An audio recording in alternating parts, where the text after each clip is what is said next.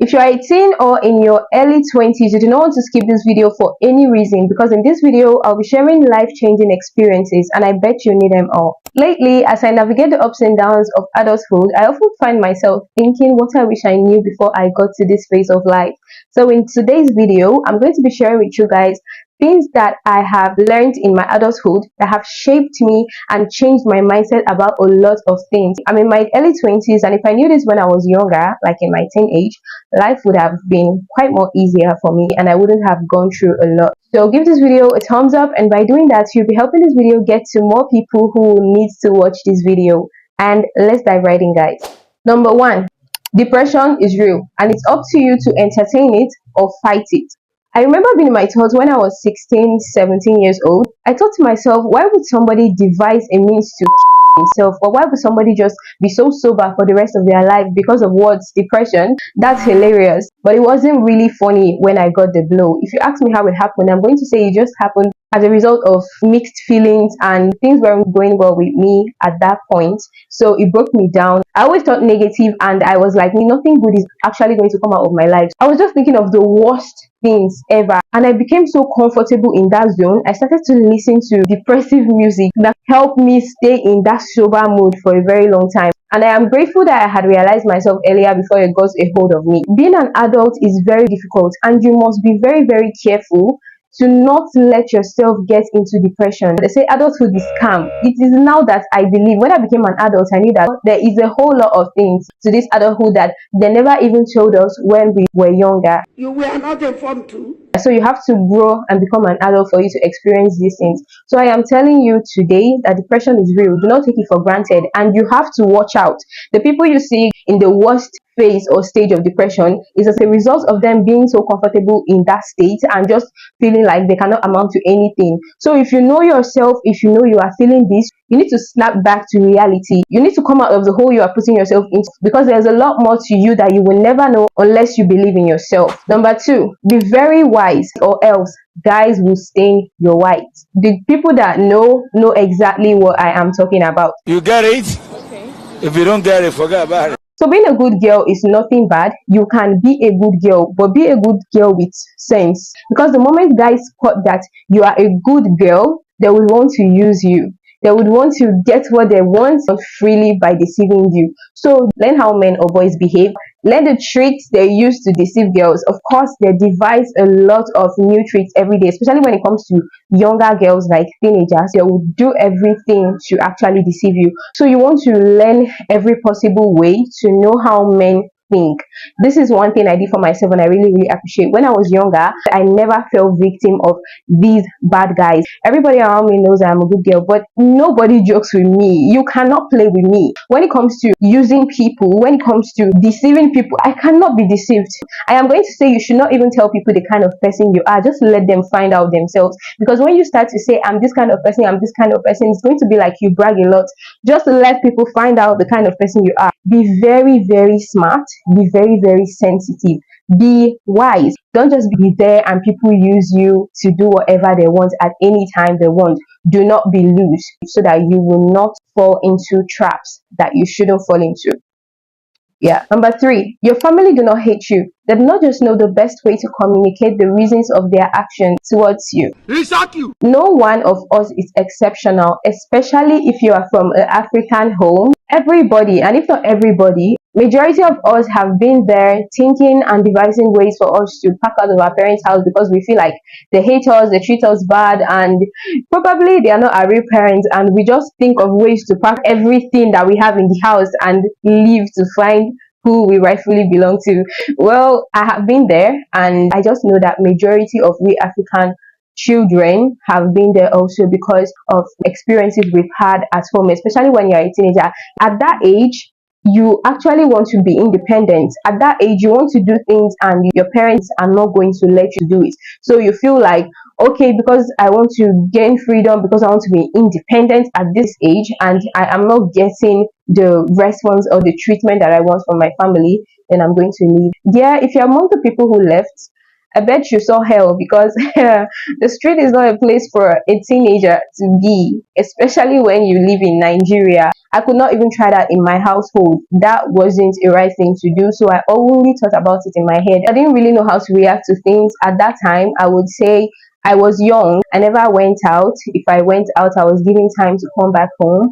And it pissed me off a lot because I was a teen then, and I just wanted to spend time with my friends, no harm at all. I just felt at that point that they were doing too much, and they really didn't even communicate with me in the best way. If I was wrong at something, even if I didn't do that thing intentionally, if I really wanted to explain myself, I wouldn't get the chance to. If you are a teen and you are still in this position, you are facing this, I want you to understand your parents. I want you to see things from the area they are seeing it from. Now that I am more mature, now that I have a little bit of independence, I'm in the university now, I do not have anybody telling me what to do as such. But the way they raised me, it really got used to me. And right now, I literally think of my safety. I wouldn't even go anywhere unless it's a place that I should be. I do not go to places. I do not even visit anybody unless I know that, okay, it's due time, you need to see one or two people. I kept on thinking, when I was a teenager, I always wanted to go to one place. But now that I am older, I just want to stay in my house. Why? Well, now you know that you need to keep yourself safe, because you are now accountable for yourself. Anything that happens to you, you'll be held accountable. So you just want to think of your safety. You want to be at the right places at the right time. If you see it from your parents' perspective that they are actually trying to protect you, well, I'm going to say a lot of times they do not know how to communicate with us. But it's a good thing if you are in your teen to be able to build a close relationship between you and your parents, so that they can trust you. Because if you do not tell them things, if you do not make them understand the kind of person you are going to be misunderstood in every way, because they feel like this is what teenagers are doing in our generation. So you definitely be one of them if you are given the chance to. If you know you're going to be one of them, well, you just have to sit back at home. But if you know you're not one of them, you want to get closer to your parents and just build this relationship with them, talk to them, seek advice from them, and they will know that you are different and you are actually aiming at the right thing. If you think about it, now that you are getting older, don't you see that you are getting more closer with your parents? How do you think that happened? It's not really because you are mature, because a lot of people who are mature actually act childish, but you just see yourself getting closer with them. Why not try getting closer with your parents when you were 18? Because then you actually want independence and you do not want anybody to tell you what to do. It's all our fault. If you look at it, it's not the African parents' fault, but our fault, because now that we are older, we have a lot of things that we want to do, and even if we talk to them about it, they actually give us the go ahead to get it done. So do not think that your family hates you. If you are planning on packing your things to leave your house, stop that plan right now and talk to your parents, build a good relationship with them. They might not know this because they were not raised that way, but you are more exposed, so you are going to be the one to take the first step in building a good relationship and communicating very, very well with your family. Number 4, narcissistic people are dangerous and you want to avoid them at all costs. Whether it's your friend or it's your roommate or your neighbor, if you notice any narcissistic traits in anybody that you are close to, you want to avoid them at all costs for your sanity. You want to avoid them if you know you want to be happy, if you really, really know that you want to be happy, because those sets of people cannot live without using or abusing you. They never own up to their actions. They will subtly push the blame to you at every point. So this is why you need to avoid them, so that you are not going to explain and explain and explain and there will not be any evidence, because they have dragged the blame back to you. I can't believe I fell victim of this, but it wasn't for too long because I distanced myself on time. I knew nothing about narcissism then. I thought that their behavior was just as a result of me actually doing something that I didn't really like. I did a lot of things to please them, but it didn't work out. It just turned out I was always the black sheep. And I had to distance myself because a lot of people also started to notice these things and they tell me, these people, they are not the people for you. You need to distance yourself from them. And thankfully, I listened to those advice and I decided to distance myself. So it wasn't for too long. And I know that a lot of people will be facing this, especially if you are in the secondary school. You want to avoid these people. Don't think you are not good enough, especially people who are keen on you behaving the way they actually want you to.